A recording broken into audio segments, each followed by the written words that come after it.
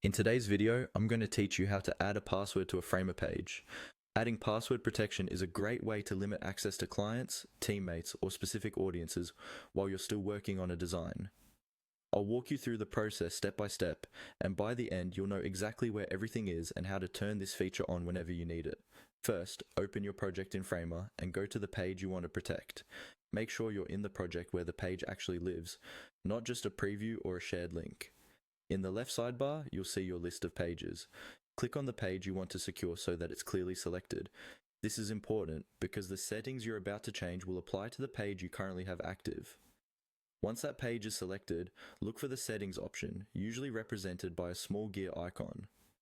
This icon is often found near the top of the interface or close to the page name. Go ahead and click on that gear icon to open the settings for the page. If you don't see it right away, hover your mouse around the page title or check the right-hand panel, depending on your Framer layout. You want to be sure you are in the page settings, not the global project settings, so that you only protect this specific page. Inside the settings view, take a moment to look around the options.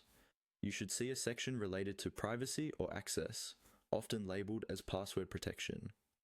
This is where you control who can view the page. Find the password protection setting and toggle it on.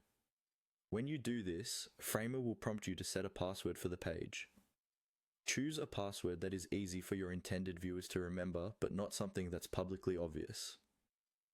Avoid using any sensitive personal information. Once you've typed in your password, confirm or save your changes. From this point on, anyone who tries to open that page through its link will be asked to enter the password before they can see the content. After turning it on, it's a good idea to test the link in a private or incognito window.